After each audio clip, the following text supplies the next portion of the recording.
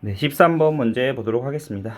표 자체는 아주 간단하고요. 바로 봐도 될 것 같습니다. B분의 A. 네. 2018년에서 22년 중 갑대학의 등록금 의존 비율이 전년보다 전년 대비 감소한 해에는 등록금 수입도 감소하였다. 그렇죠? 꽤 세밀해 보이죠? 꽤 세밀해 보이고요. 이건 아마 다 구하려면 꽤 복잡할 꽤 까다로울 텐데요. 구하지 않고도 볼 수 있는 법이랄까요? 보면 결국 이게 맞는지 아닌지를 확인하려면 등록금 의존 비율 의존 비율이 감소했을 때 등록금 수입도 감소했는지 찾아야죠. 네. 그럼 이게 틀리는 경우는 뭔가요? 이래야 맞는 거고요. 율이 내려갔는데 수입이 오르면 틀리게 되죠. 율이 올랐다면요. 이건 전혀 아무런 의미가 없죠. 네. 그럼 이 뒤쪽을 먼저 한번 봐도 된다는 거죠. 자, 볼까요? 보면요. 전년 대비 수입이 어떠냐면요. 여기는 5694에서 566 여기만 증가했고요. 여기는 감소란 거죠. 이 얘기는 무엇이냐?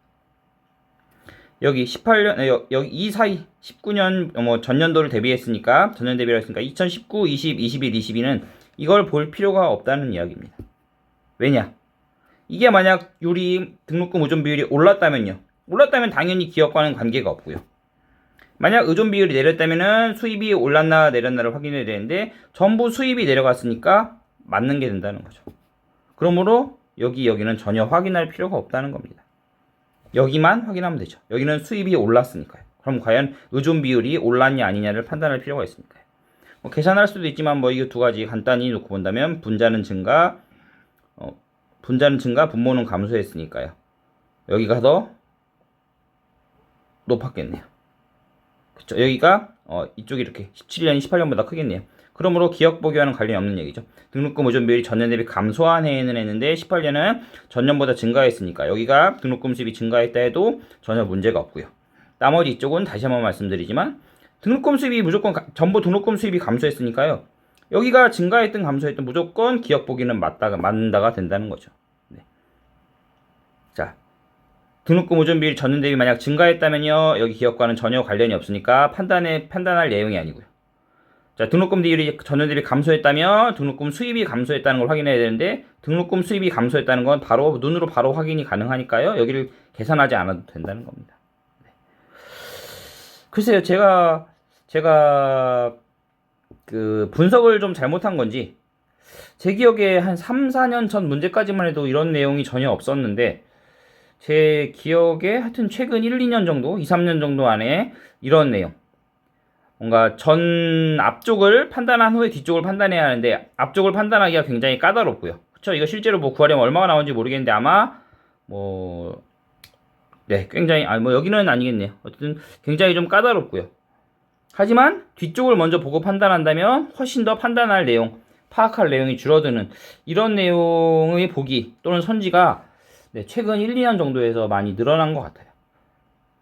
제가 입법고시에만서만 나왔는지 아니면 행시 5급공제사 쪽에서 나왔는지는 모르겠는데 어쨌든 제가 전에는 그냥 이런 식도 있습니다, 이런 식의 방법도 있습니다 하면서 넘어갔던데 그게 아니라 좀 최근에 자주 나오는 거 보니까 좀 신경 써서 볼 필요가 있을 것 같습니다. 이렇게 앞쪽은 좀 계산하기가 좀 까다롭고 뒤쪽은 편한데 이 뒤쪽을 먼저 본다면 계산할 내용이 확 줄어드는 이런 식으로 나오는 게 이것까지 포함하면 한 3번 정도는 본 것 같아요. 최근 2, 3년 정도 안에서요.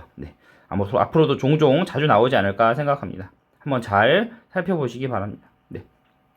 전년 대비 2023년 갑대가 등록금 수입이 10% 감소하고 자금 수입이 10% 증가할 경우 등록금 의존 비율은 전년 대비 10%포인트 이상 하락한다 했는데요.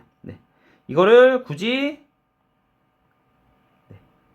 이미 이 의존 비율이 나와 있는데 이걸 가지 10% 증가, 10% 증가 맞나요? 여기 10% 감소, 이걸 10% 증가 할 필요가 없다는 거죠. 의존 비율이 이미 나와 있으니까. 의존 비율이 51.4라는 건 뭔가요? 말 그대로 B분의 A가 100분의 51.4라는 거죠. 이게 언제예요? 2022년이요. 자, 그럼 2023년 어떻게 변하면 되나요? 이 비율을 그대로 변화시키면 되죠. 어차피 이걸 가지고 나오는 거의 비율이니까 이 비율을 이걸 증가시키고 감소시킨 후에 비율을 만드나 이 비율 가지고 증가시키고 감소시키나 똑같다는 겁니다. 즉 이렇게 하면요 여기는요 10% 감소했으니까요 10% 감소하면 뭐 얼마인가요? 빼기 5.14 하면요 뭐 46.3 정도 나오겠고요. 분모는 10% 증가하면 110 정도 나오죠. 자 이거 같은 경우는 51.4%였고요. 이거 같은 경우는 보면 대략 4 하면 44니까요 대략 42% 정도는 나온다는 거죠.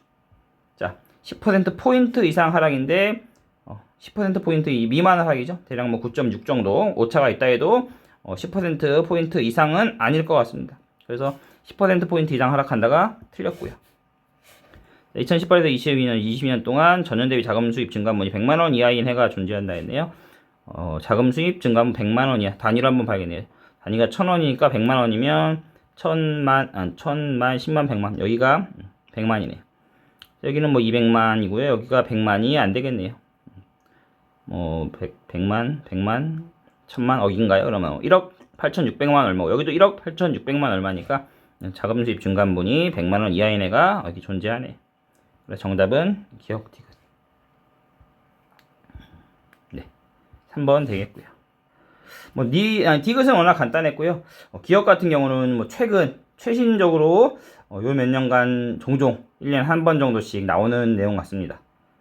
뭐 제가 이렇게 말을 해도 아마 글쎄 저도 모르겠습니다. 제가 실제 시험장에서 이걸 어떻게 풀었는지는 모르겠는데 어쨌든 알 필요가 있다는 거죠. 네.